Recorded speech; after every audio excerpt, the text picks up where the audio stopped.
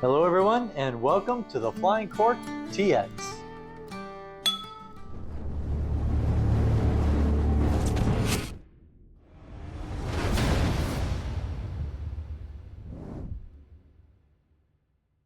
Good morning, Texas wine lovers, and it's about 7:45 here on a Saturday, and I am at Beemarosa in Belton, Texas, just south of Temple, right off I-35 highway. It is a foggy morning.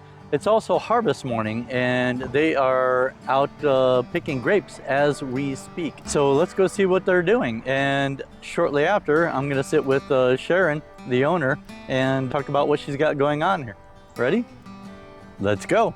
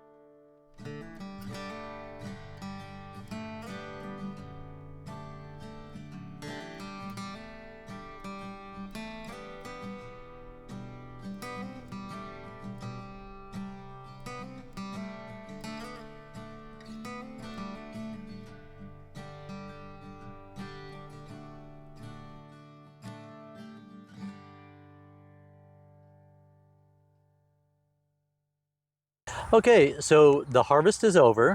It was a beautiful morning, and I am sitting here with Sharon Beeram of Beemarosa Winery and Vineyard. And so why don't you tell us about how you got started? I know you were telling me that earlier. Everything starts with a dream, or? It's actually a hobby that went on steroids. Our two daughters, we have two daughters. One lives in Oregon State, one is in Washington State. And as you know, the top 5 wine producing states are California, then you have Oregon, then Washington State, upstate New York, Virginia, and Texas kind of flip and flops. Mm-hmm. So every time we visit these girls, they'll take us to vineyards. And as you know, there are those large vineyards like that at Chateau de Michel in Seattle. And there are a ton of vineyards around. Mm-hmm. But what we find is that we gravitate towards the small ones where it's a little bit more intimate and it's kind of cozy. You get to meet the owners, like what's happening here. And, you know, they're able to tell you the pluses, the minus, and sometimes it kind of scare you off a bit, but it's not enough to deter completely. As I mentioned earlier, my husband is from a farming community in India. And in Jamaica, it wasn't really a farm that I grew up on, but each family will have a little family plot. And as kids, we all had assignment we had to help to do things. So it was, technically you could say it was in our blood. So that's how we got started. We had purchased this land about, now it must be about 10 years. And it was, the house was there in the front. And back here we had a lot of mesquite wood. And we debated about just demolishing the house. Which is now your tasting room, right? Which is now the tasting room, yes. So it was in a horrible state. And we thought of demolishing, and then one of the person that came over to give us an estimate said, you know, if you're very creative, you can see good bones. And we took a chance with him, and he renovated. And he was like 80% done when there were some lawyers that were going back and forth. They stopped. We had given it to Spradley Company. So they contacted them to say, do you know what is coming there? And of course, we had no idea what we were doing. We were just renovating it so it can pay, pay the property taxes.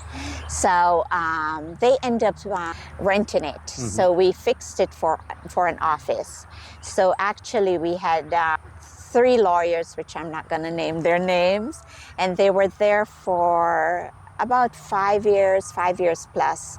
They loved the place, but we thought, we need to use this part of the land. So initially we thought we'll grow some fruit trees. And as you can see over there, we have some apples and pears and persimmons and stuff over there. But then, as I said, the seed was already planted about grapes. And we got the land cleared, and then we realized that water was just kind of flowing and flooding the back. So we had to trench it. So we trenched it, and then we had to put stones in because it was going to get eroded. And all we were hearing was ka-ching, ka-ching, ka-ching. So we said, well, now it has to pay for itself. We already did this much, so we have to move forward with it. And that was when we went ahead to get the trellis done. And we couldn't find anybody around here that knew how to build these trellises. So we did our research, and we got some folks that work on fence, and they got the trellis up for us. And then the plants, we wanted to get plants that were free from disease. In order to get those, we have to order them 1 year out from a nursery in California. And the interesting thing is, the varieties we have now were not necessarily the one that we had ordered, but we turned out loving it. Usually what they do is they'll give us these 1 year old stalks, the plants, and they will have it grafted. So the graft at the bottom will be what is conducive to our soil. So we had to do the soil sample and send it off to Texas A&M. And because we have a well, we have to do the water well as well. And the well water does the irrigation. And we planted those. And it was hard work. This soil is very rocky. So they had to use the auger to really dig deep. To break through those rocks, and they don't want the roots to curl. So when the plants came to us, they were about this high, the little trunks, and this much for the roots. So it's like 3 feet deep they had to dig. And these are big guys, and you could see them with the auger really. This is why homes in Texas don't have basements. Exactly, because it's rocks. Rock and hard clay. Exactly. So it's 1,200 plants out there. And there are 4 varieties. We have Petite Sirah, which is what we harvest today. We have the Cabernet Sauvignon. We have Tempranillo, and we have Tannat. When we planted them, I remember one of the lawyer came to me and he said, "So, Miss Sharon, are you going to evict us?" Of course, it's legal terms. I said, I would never do that. Plus, they say that you need 3 to 5 years to get a crop.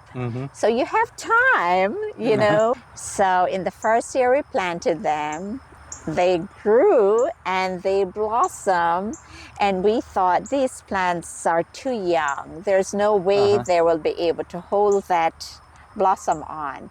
Well, the little blossom became little berries, and the berries get bigger and bigger and bigger. And the first year we got 2 tons of grapes. So halfway through, I said, "I'm so sorry, but we won't be able to renew the lease because we'll have to remodel again and make it the tasting room." So this way, in a way, I tend to be a little emotional about tearing down old things.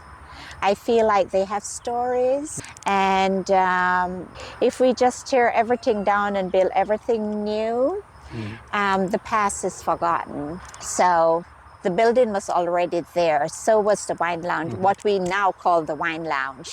It was a shed. Of course, we put doors on it and put air conditioning and what have you inside there. And the patio was not there. That was like a little concrete pad, a small concrete pad that they used to park their car. So Yeah, that's my I story. was sitting there earlier, right next to the jasmine. Plant. Oh, The the jasmine bush. fragrance. Oh my gosh, that smells so wonderful. Oh, Yep. thank And you. she mentioned the harvesting the Petite Sirah grapes, which you'll see some of that video that I took as well. But those are the grapes right behind us, and this is your first harvest of the Petite Sirah. This is their first. Yes, this is the Yeah. first harvest of the season. We usually just get one crop per year. So this is the first harvest, and we're hoping another week or two to do the cab. Okay, excellent. Yeah, I'm going to be looking forward to come back and get me some of the Petite Sirah. I would I'm gonna have love to get that. I would love. It's actually my Definitely one favorite. of favorites, yeah. Yes, and if you notice those grapes, they are black rather than being purplish, and that's one of the reasons it said it's very high in antioxidant. So at least you're drinking it for your heart. Absolutely. Sure does something for my heart. And you know a little bit about Petite Sirah. It's a cross between the Syrah, because a lot of time people tend to think of Petite Sirah as being a small Syrah. It's actually entirely different DNA, because it is crossed with Peloson. So those were the two that crossed and gave us the Petite Sirah. And as you know, it is a French origin, and that goes back to like the 1800s. Francisco, what's his name? Anyhow, Durif was his last name, and he was the one that came up with this variety because of the cross that blended in his vineyard. So very interesting, and that today, you know, it's all over the world. Right. Yeah.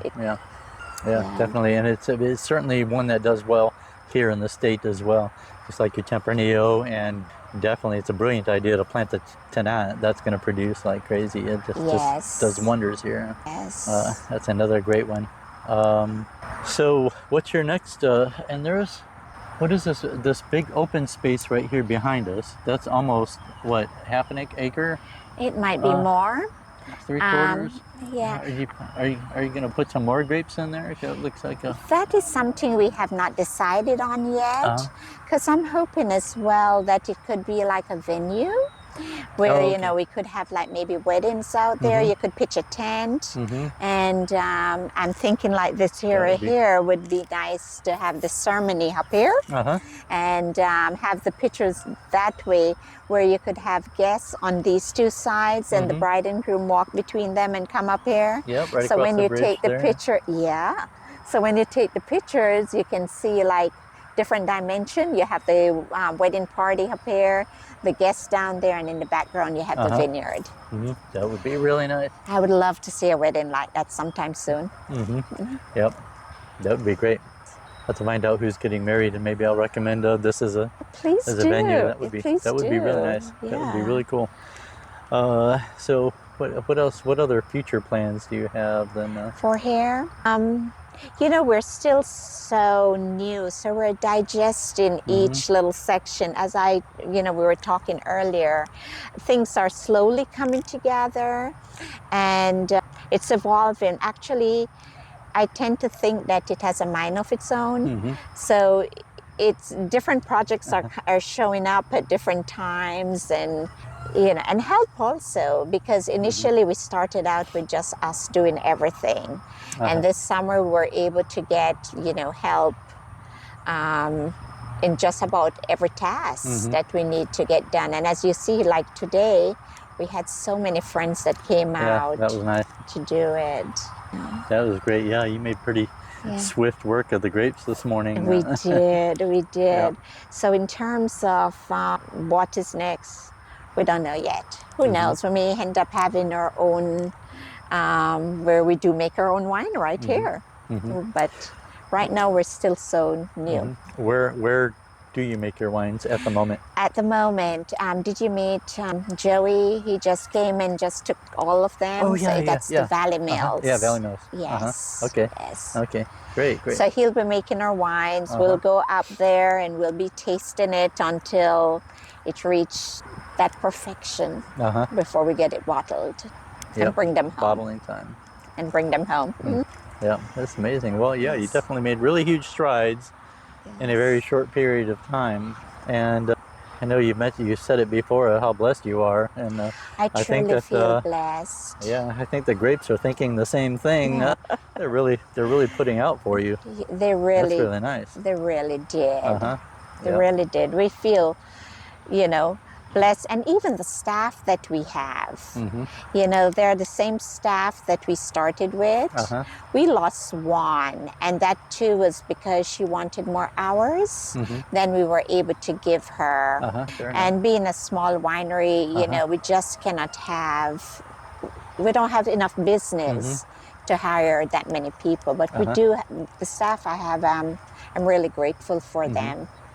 Yeah. Yeah. That's it. Was it you said Chris is the? Chris is the manager, Uh-huh. Yeah. and Yeah. he came to us from day one. Yeah. He started with us. Uh-huh.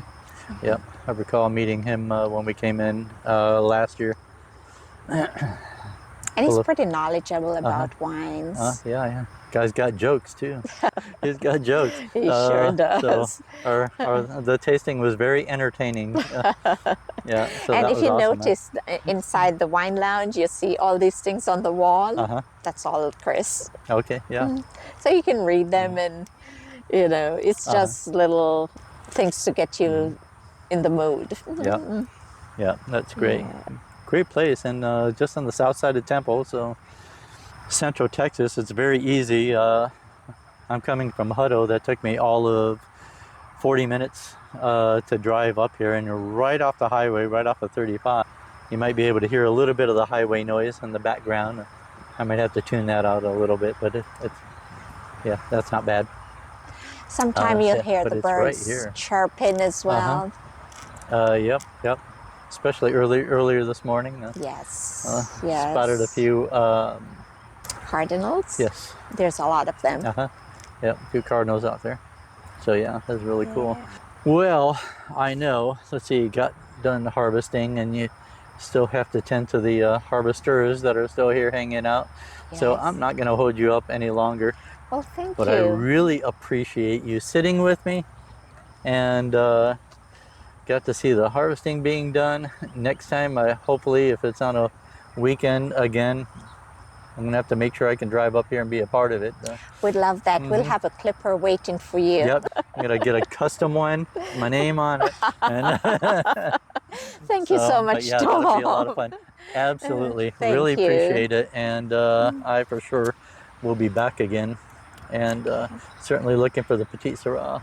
And when do you do the Tempranillo? You said the Tempranillos and the Tannats. When do you harvest those? Or are you Actually, planning about? we took them off today as Oh, well. okay, you get those So what we have back there now is 11 rows of cab. Okay, the cabs are waiting. And we'll have to keep checking the sugar. There is a range, so we have to get it when it right in that range. They're not quite ready. It may take a week or two. Okay. But I'll be monitoring the sugar content level, Okay. and then that will determine. But we can anticipate a week or two. Okay. Awesome. Yes. Awesome. All right. Well, again, that's a wrap. And if Thank you made you. it this far, and if you're watching, make sure you click like and subscribe. Really helps us out a lot. Helps them out a lot too. And we will see you next time. Thank you. Yep. So Thank you. that's that. Thank you so much. Absolutely.